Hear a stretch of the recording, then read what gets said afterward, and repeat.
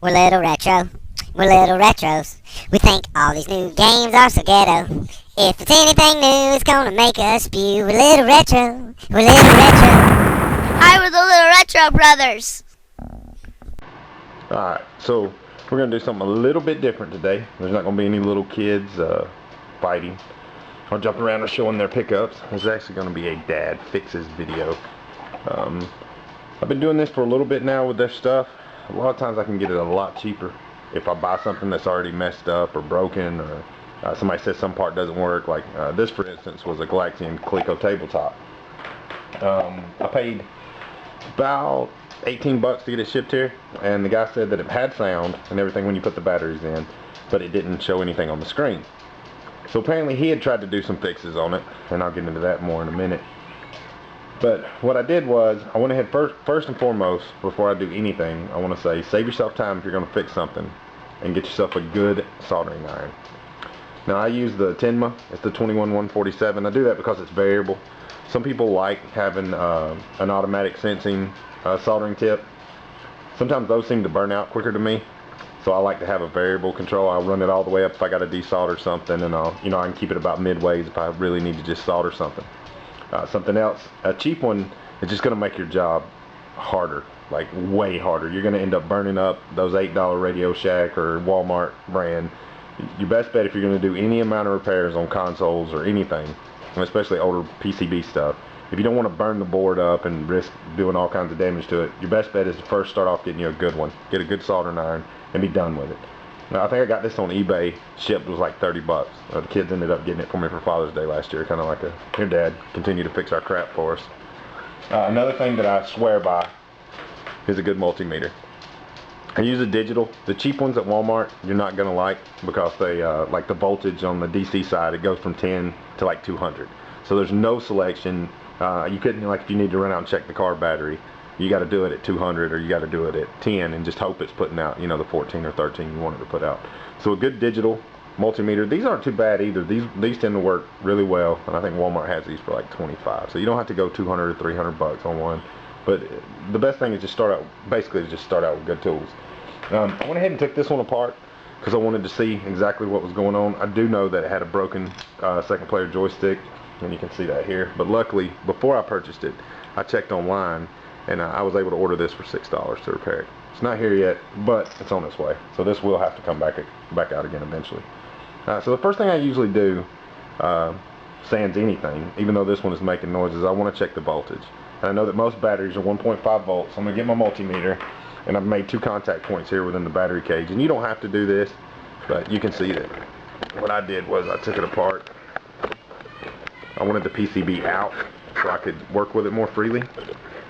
And you'll see I made 2 connections right here. I took them apart, and I wanted to be able to test the the positive and the negative, and make sure that I was getting the 6 volts that I needed. So we tried that. We got our meter set on DC, and we're just going to take our positive and negative lead and make sure that our voltage is somewhere in there. Sometimes with batteries you'll get a little difference, a variation in the voltage. Sometimes you'll get 5.8 or 5.9 or 6 point something. But as long as you're reading somewhere in the area of 6 volts, you should be good to go. And for some reason, yeah, okay, 6.13 is what I'm getting off of these right here. So that's perfect. That's a little bit more, but it's not going to hurt anything. So then I want to know what the game's doing. Upon taking it apart, I saw that somebody had already done this. Somebody had already tried to fix what was going on. And apparently with these, they're real easy. As you can see, there's a piece missing out of the PCB here. Now, where this would usually be a waste, with these, it's not going to be the case, because most of the times you can check out with the jumper and see what's going on. So we're just going to turn it on. And as you can see, of course, screen's dead. It's not doing anything. There's nothing on the screen. Nothing's going on. So I need to find out what was here. And what I'm going to do is turn it over, turn it off, turn it over, and then take a look here at the wires. I know I've got, like I said, these are speaker connections, these are power connections. But what I want to do here is look and see what's missing from this area. And there's going to be usually there's a trace. You can see anywhere you're going, there's a trace line around where something goes. So there's a solder point from here to there, or something like that. So what I'm going to do first, let's get this solder iron on and start getting it a little warmed up. But we'll see that where it's broken right here, these two make a connection, and that makes a bridge connection at the top of the LCD. the little display. So that's still making a connection. So that's not where our issue is. But if you look down here, this connection here that goes all the way around the board is broken. And it's this one line from here to here. So what we're going to do is look and see where this trace goes. And that trace ends up right here. So this connection to this connection is completely broken. There's no points here. It's not getting connectivity. Considering this is the bottom of the LCD, my guess this is the power that runs through. And you can test power to make sure. We're not going to go ahead and do that, but you can see on most of these coleco boards there's a positive line and a negative line. You can check those to see if you got power, but we're not going to have it, obviously, because there's nothing on the screen. So first we're going to need a jumper wire.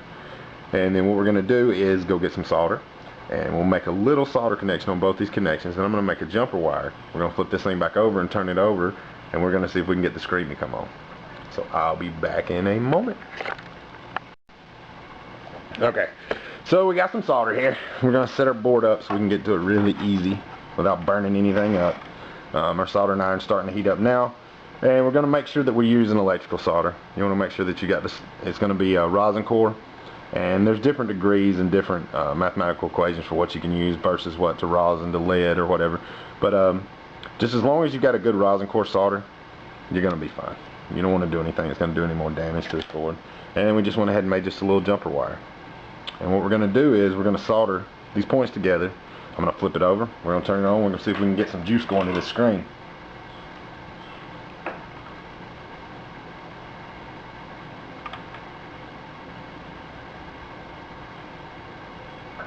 And if you need a tutorial, if you've never felt comfortable soldering before, or if you need a tutorial on soldering, some of the best ones are the guys I like to watch are like John's Arcade. I mean, he's got a pretty good one out there.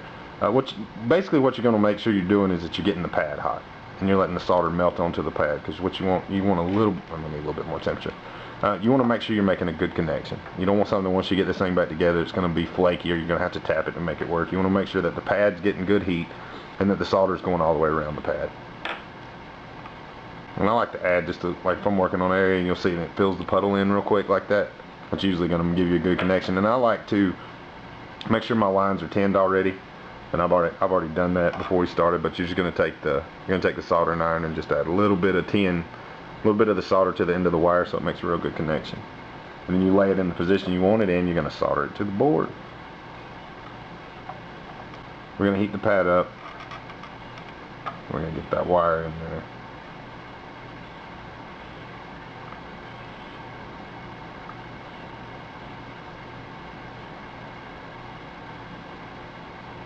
And then we're going to go back and just add a little bit of solder to that connection because I don't really like that. And this time we're going to try to heat up the wire. So we want to make sure we get a good connection here. I don't want to be taking this thing back apart because if you're constantly going back in here to do repairs, then the money you save doing the first repair does not count. You're wasting time, man. Could be fixing other stuff. Alright, so we're going to get that one on there. And then we're going to come in here. As you can see, this one's already been tinned too. We're going to get this top one. Same thing. I just want to get the solder kind of hot. And then I'm going to float these two together. Just like that right there. And then I'm going to let it stick. And then all I like to do is just shake it. Just to make sure I'm not getting anything loose there. And then now that we got it back together, we're going to flip it over. We're going to hit the screen. And as you can see, the screen's working. We got the screen back. And we got a playable game that we got 18 or 19 bucks. And you can go the extra mile with these old colecos. They do offer the reprinted stickers for the side. And as you can see, this one's got some lift on it. And it's got some bad fade here and some stuff like that. But to me, when it's sitting up on the game counter, I mean, it just looks better. Kind of looks like an arcade. I mean, I only go so far with the cabinets that we do. I only go so far with restoring some of them because I like the used look. I like that it looks like it was kind of beat up a little bit and used. Now, if it was missing chunks or something, we'd address that. But, you know, as far as just stickers that are lifting or stickers that are faded, I don't know. It gives it some kind of real retro feel to it. And don't look like it's something that was made the other day. It puts some validity to the age, I guess. So I do kind of like to keep those. And again, it's another cost. If I end up putting another $13 or $14 into it with shipping, you know, then I'm up into the 30 or 40 and I've really not saved anything on it. So that kind of factors in on what I'm doing too. I want to make sure that, you know, we can get these cool things get them cheap and affordable. And if, you know, a lot of times we'll take a chance on them being broken and just fix them. Alright, well this is going to be it for Dad Fixes, and I'm sure we're going to have a ton of these coming in the future if these do well at all, because I do this constantly. I constantly buy broke stuff and fix it for the kids. But anyway, till next time, when you see the little brats screaming and telling you about the toys and video games they got, peace. Alright, so one thing I forgot to show you guys is what it looked like when we got it all back together. Like I said, we're missing this. This was a $6 fix. I don't know if this is going to be one that somebody took off a good system, or if this was one that somebody did with a 3D printer. My guess is somebody's probably recreating these with a 3D printer now, because the guy had access to a bunch of them, and I doubt he gutted a bunch of systems. So anyway, we got it all back together. So let's put it on one player and let's check it out, see what's going on.